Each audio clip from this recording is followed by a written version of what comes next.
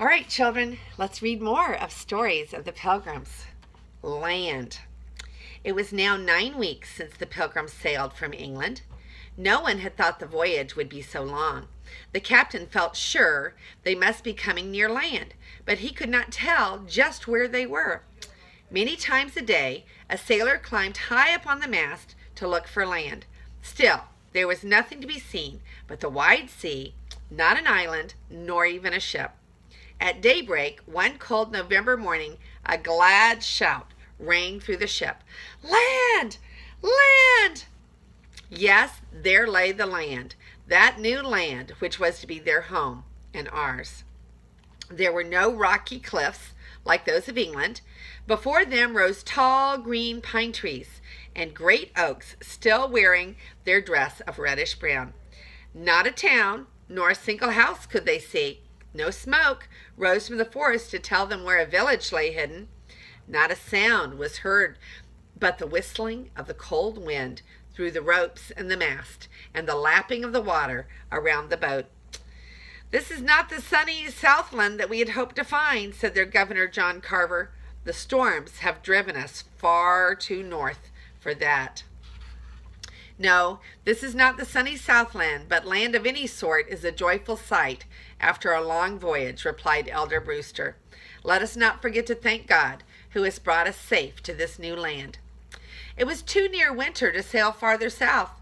Nearby, the Pilgrims must find the best place to make their homes.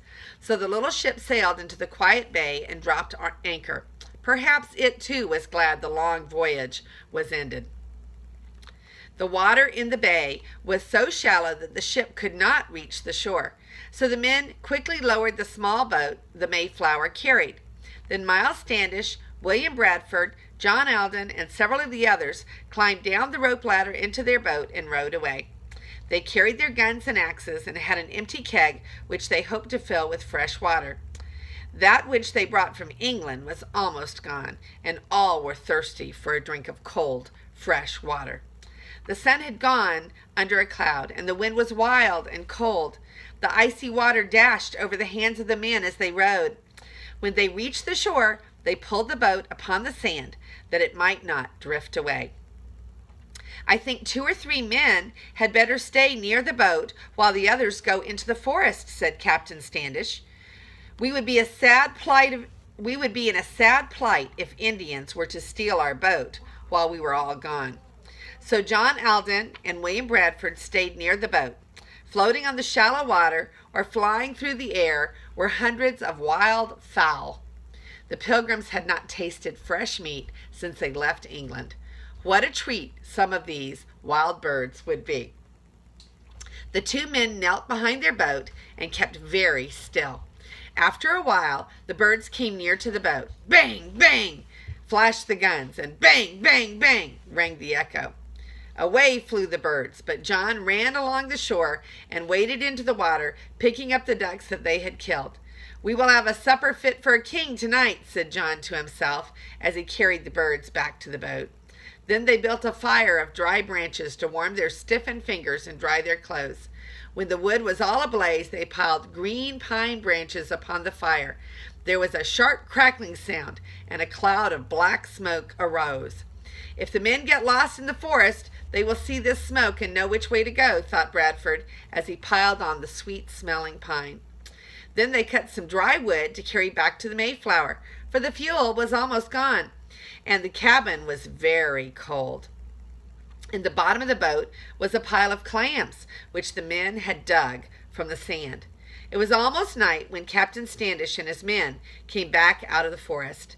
They carried some rabbits, and their keg was full of fresh water, which they had found not far from the shore. All day they had not seen a house or a person. When they reached the top of the hill, one man took a glass and climbed a tall pine tree. He was surprised to see that the ocean lay on both sides of the forest. The land seemed like a long arm stretched into the sea. This was not a good place to make their home. The harbor was too shallow, and there were no rivers or large brooks where they could always get fresh water. The little ponds that they had found would dry up in the summer. The next day was the Sabbath. They would spend it quietly on the ship, and on Monday, perhaps they would look farther. All right, so here is the man up in the little nest of the boat on top of the mast saying, "Land, land." They spotted the land. Don't you know they were glad? Here are your questions. How many weeks did the Pilgrims sail on the ship? How many weeks did the Pilgrims sail on the ship? How did a few men get to shore to look over the land? How did a few men get to the shore to look over the land? What did Captain Standish and his men bring from the forest? What did Captain Standish and his men bring from the forest? And the last question, why did they think this was not a good place to make their home? Why did they think this was not a good place to make their home? This is Grandma Carla, and the next time we'll read The First Washing Day in New England. I love you.